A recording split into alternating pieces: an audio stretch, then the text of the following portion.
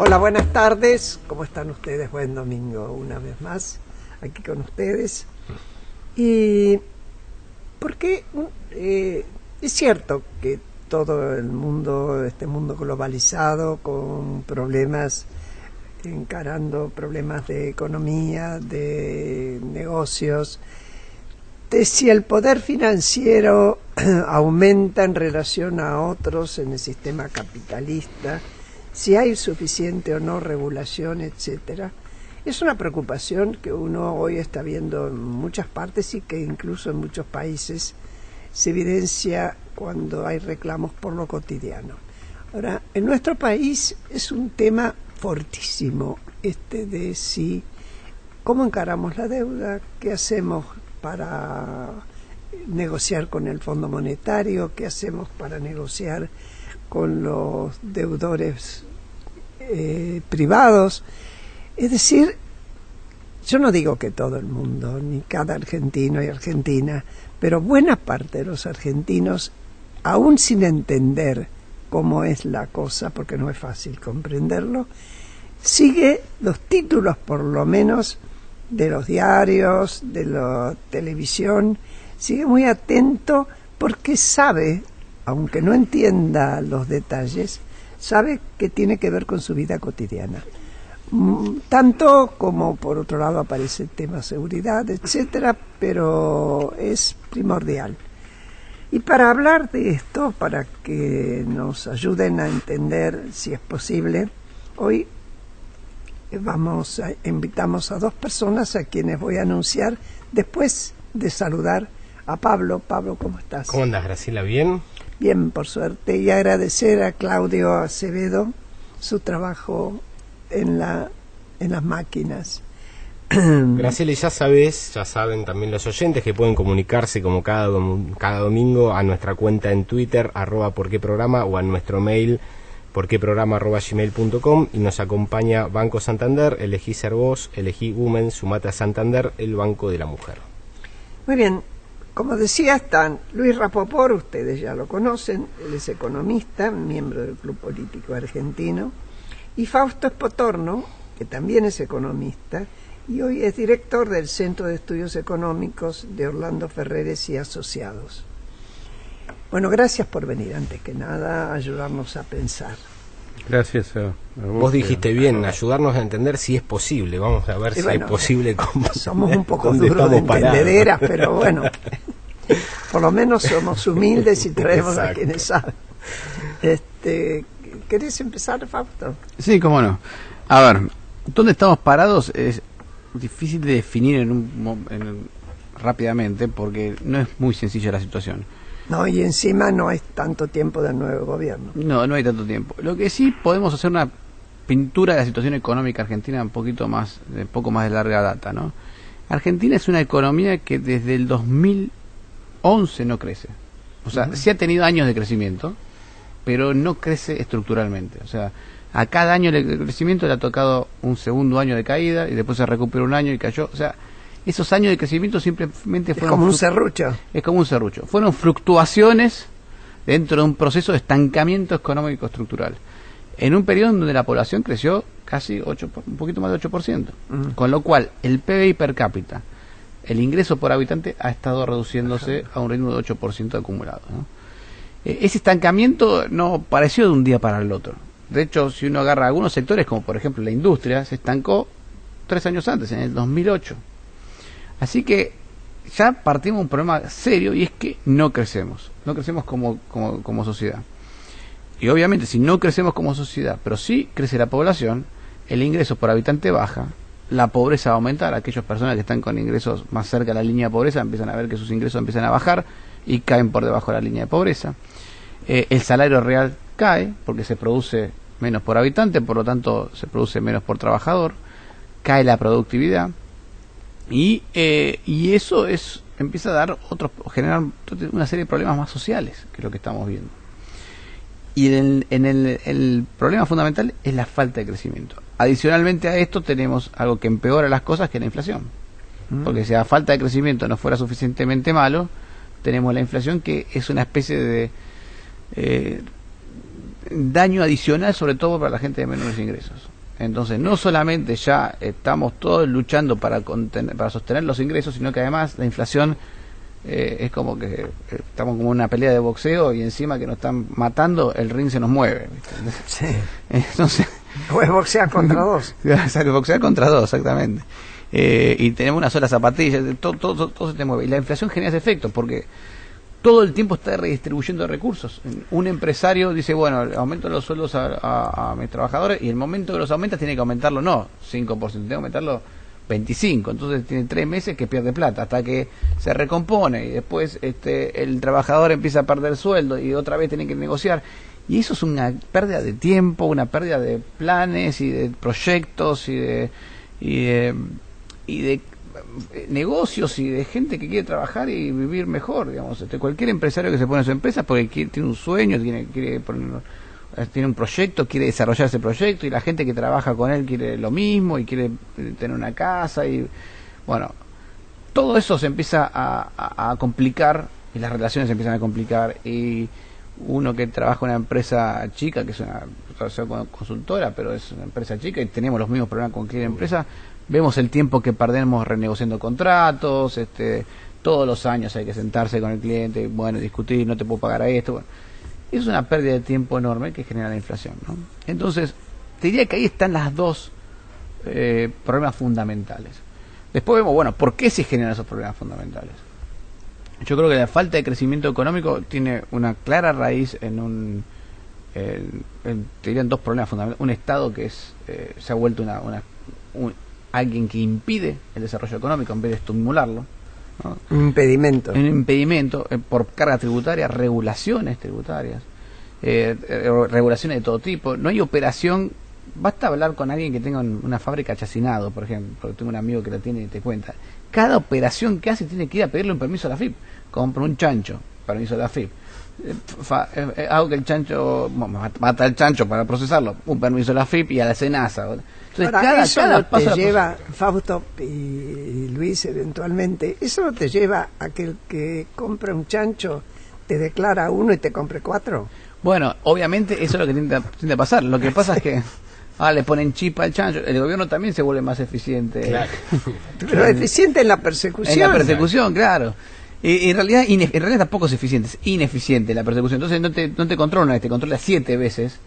Y eso hace que todo el proceso sea mucho más regulado. Entonces termina siendo un lío bárbaro. Obviamente aquel que logra escaparse por el negro, por evitar la regulación, tiene un beneficio enorme, porque claro, contra los demás está muy muy perseguido. Entonces la gente trata de hacer eso, pero aún así no todo el mundo quiere vivir en negro informalmente. Digamos, en general la gente prefiere vivir formalmente, en todo en regla, y vivir en paz. Exacto. Entonces, y no estar pensando en cualquier momento me pescan. Bueno, hace poquito salió una historia interesantísima de una chica con un comercio que nada, un error contable administrativo hacía 6 años le generó que la FIP le cambie de categoría y le pide le haya aplicado una deuda de 1 millón de pesos a un comercio. Tuvo que cerrar. Claro, la fundió. Por un error administrativo. ¿Qué había pasado? Entiendo por lo que había pasado. La FIP. Ahora, como en contraposición a esto, ¿no es cierto? Yo leí, y espero haber leído bien, pero fue ayer, creo, que están propiciando, creo que en la ciudad de Buenos Aires, que aquellos que fabrican comida para vender como pequeñísimas pymes en su casa no necesitan permiso especial. Sí. Bueno, eso nos lleva al otro lado. Sí, no. Las normas sanitarias, ¿cómo las cumplís? No, a ver, las normas sanitarias son, yo creo que hay formas mucho más fáciles de regular, y creo que hay espacio para eso. De hecho, las normas sanitarias se pueden cumplir. Yo me imagino que no conozco bien el caso, pero leí el título y el subtítulo, no me leí todo el artículo, pero más o menos la sustancia era esa. Pero se pueden cumplir, se puede hacer mucho más fácil que hacer 25, ¿no? Porque lo que sucede así. Hoy en Argentina no tenés el problema de que no se cumplan normas sanitarias, sino que te controlan 7 personas las normas sanitarias. Entonces te controla la nación, después te controla la ciudad, después te controla otro municipio si pasás por ese municipio. Hay un artículo muy bueno de un amigo mío que es Gustavo Lázari, que se llama La Odisea de la Bondiola. Y él cuenta cuántos permisos necesita un Una camionero bondiola. para trasladar una bondiola desde Mataderos, Capital Federal, hasta algún municipio del conurbano. O sea, no estamos hablando de 50.000 kilómetros, ¿no? Claro. De cruzar la General La Paz. odisea de la bondiola. El cálculo de él es que más arriba de 22 permisos para transportar una bondiola, ¿tá? Con un costo enorme, porque cada permiso tiene un costo de plata, etcétera.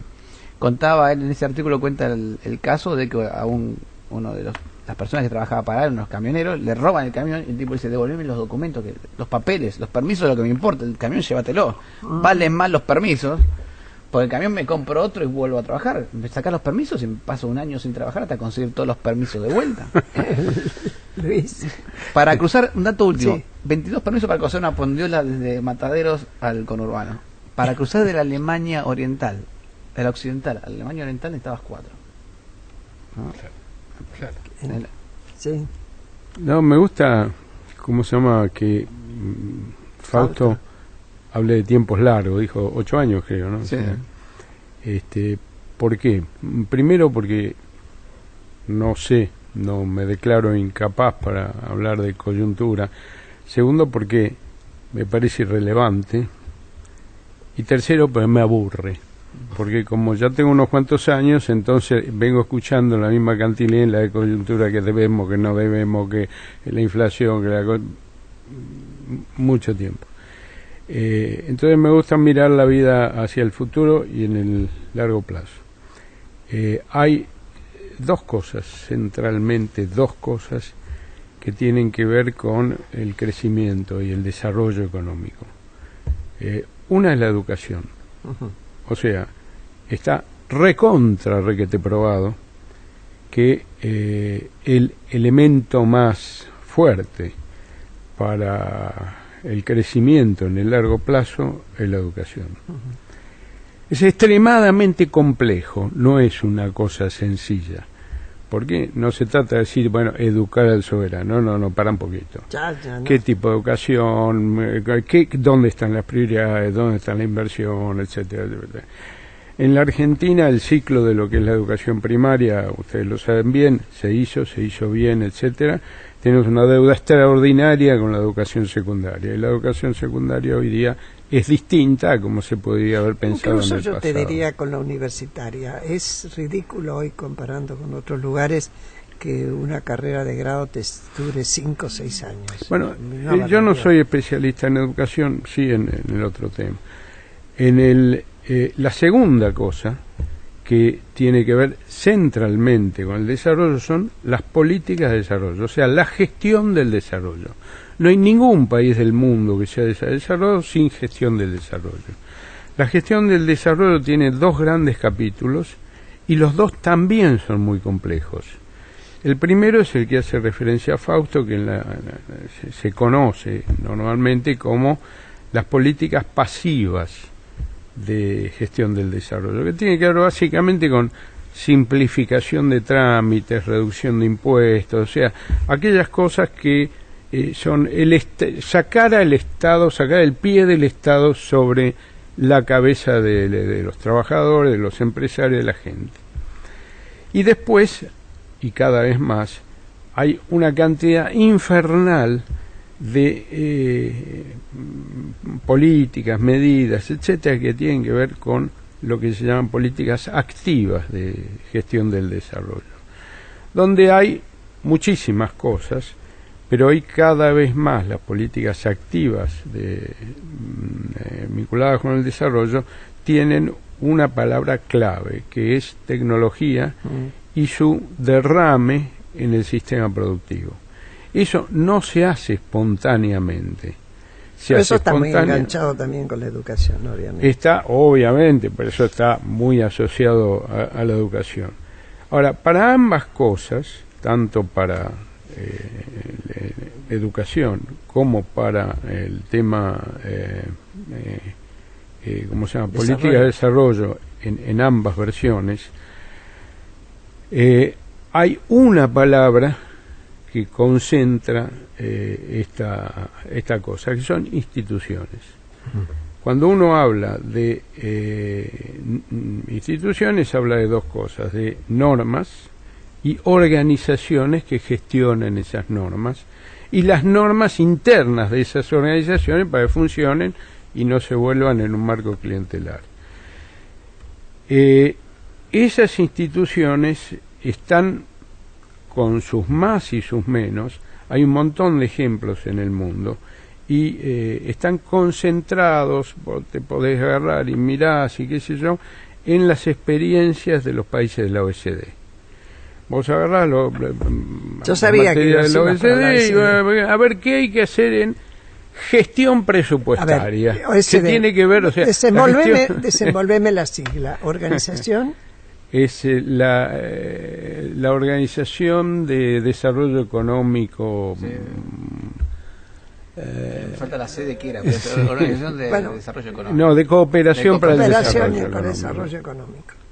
Que es una especie de mega consultora de países, están todos los países más desarrollados y además democráticos, donde vos agarrás y a ver qué hacen los suecos, a ver qué hacen los dinamarqueses, a ver qué hacen los japoneses. Tenés absolutamente todo, y después tenés los mismos expertos de la OECD, te dicen, mira, en todas estas cosas están de acuerdo y todos hacen más o menos lo mismo, en estas no, cada cual hace lo que quiere. O sea que también en eso, digamos, no hay mucho para inventar. No, hay para adaptar, porque sí, no, así como cada uno de los países tiene diferencia, pero centralmente es eso. Y te agrego dos cosas, son instituciones. ¿Por qué instituciones? Porque son las que definen el sistema de incentivos. Entonces, por ejemplo, ¿por qué un director va a estar interesado y esa escuela va a estar interesada en mejorar su performance? Bueno, ahí juegan incentivos, que son muchas veces no monetarios, pero, digamos, y instituciones, capacidades. Entonces, alrededor del desarrollo de capacidades en el sector público hay un montón de cosas, por ejemplo, en las políticas pasivas. ¿Cómo se hace para que exista ventanilla única donde todos los papeles se hacen de un solo saque? Y bueno, eso está también. Hay algunas, digamos, ciudades en la Argentina que incluso vamos a hacerlo y lo hicieron. Mirá, yo te voy a contar. Y la tercera cosa es plata. O sea, si nosotros tenemos que resolver un presupuesto que tiene que ser acotado, no se puede vivir con déficit, ¿cuánto empezamos crecientemente en invertir en educación y en gestión del desarrollo? Ese es el gran debate, que no está, lamentablemente, no está. Pero está en todos lados, te vas a China, te vas a Corea, bueno, en China les ha costado, mirá vos, hoy la cabeza a varios miembros del Partido Comunista, la mala reacción ante el virus. El coronavirus. Yo te digo mi propia experiencia y qué cosa conspira en contra de quien quiera hacer eso. Cuando yo me hice cargo del Ministerio de Desarrollo, me encontré con que para un mismo trámite, exactamente el mismo, había 6 ventanillas diferentes y estaban todas en manos de sindicatos. Querer lograr que hubiera una sola ventanilla e informatizar todo el ministerio, no lo logré, me fui sin haberlo logrado. Sí. Me fui sin haberlo logrado. La defensa era a rajatabla porque era derecho adquirido. Claro. Y te lo discutían como tal. Y yo me temo que las cosas sigan bastante parecidas. Perdón, Fausto. No, es cierto, es cierto. Interrumpí.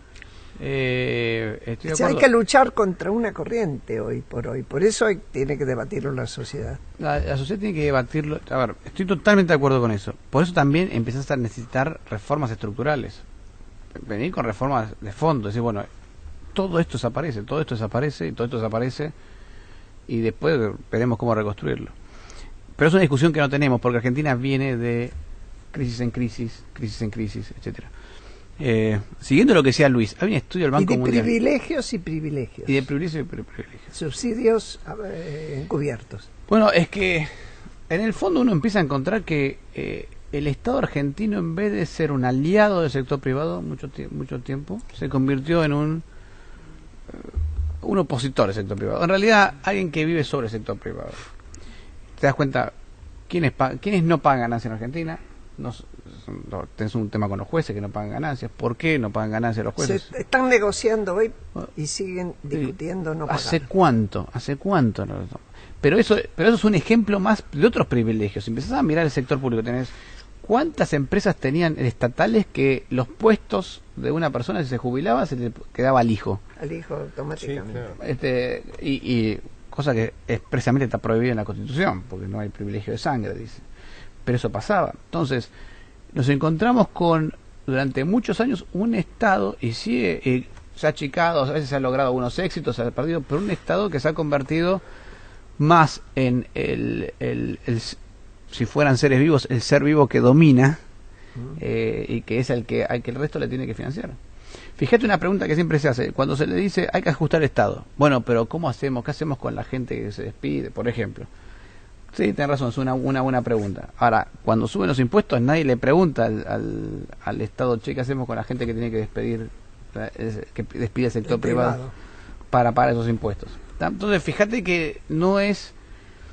hay un privilegio dentro del Estado y dentro del Estado se cree que ese privilegio hasta es necesario, ¿no? Cuando, como decía Graciela recién, se encontró con esos privilegios, son derechos adquiridos, y no es así. Hacer una lucha de negociación permanente, permanente. No porque preferí no confrontar, porque si no las batucadas eran infernales, pues te venían a golpear frente al despacho.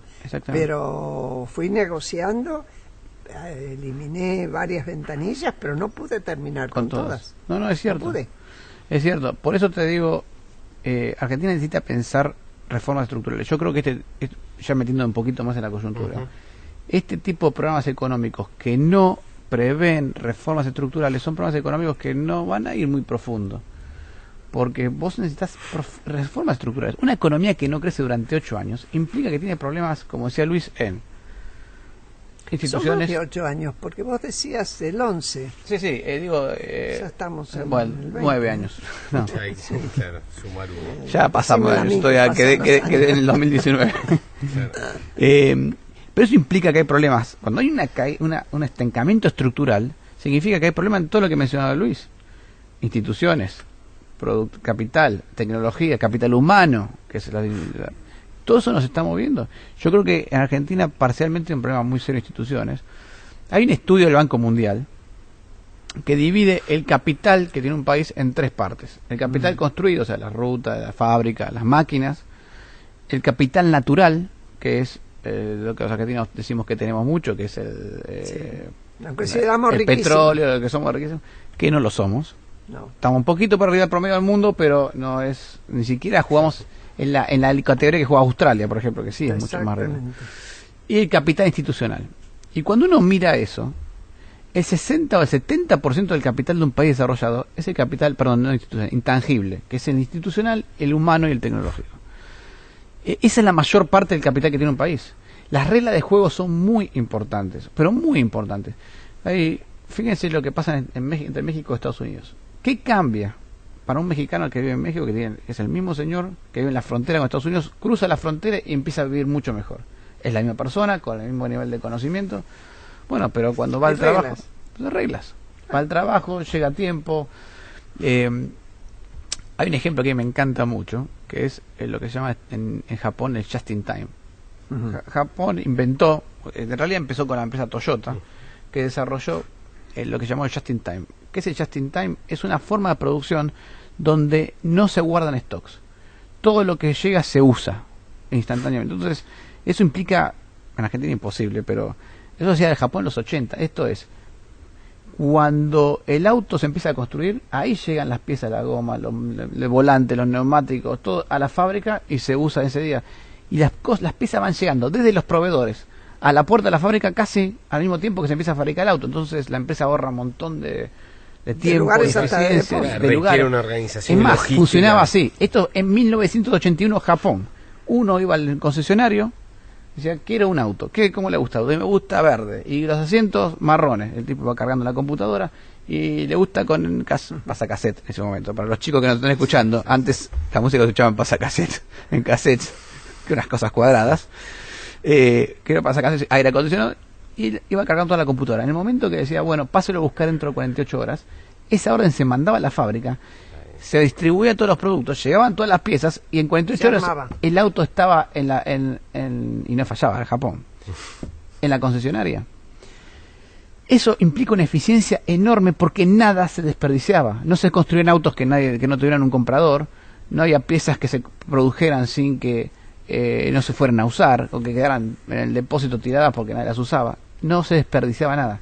Y esa fue la regla original de Just in Time, que era el no desperdicio. La orden que dio Toyota es desarrollar el sistema que no desperdiciara nada. Y al no desperdiciar, la productividad de la empresa explotó. Aumentó, claro. Enormemente, pero eso es regla. Pero para que eso suceda, los trenes no pueden parar porque tienen que llegar todo en el minuto adecuado, los barcos no pueden retrasarse, no puede haber atrasos en la aduana ni en la calle, no puede haber corte de ruta, los trabajadores tienen que llegar a todos a tiempo, en horario, ¿no? Pero fíjense que solamente con reglas, con que no haya corte de ruta, no haya que haya un orden en la llegada de los empleados, que estén todos a la mañana temprana a la hora que corresponde, todo. ¿Cómo aumenta la productividad? Un argentino te diría que aburrido. Seguimos enseguida.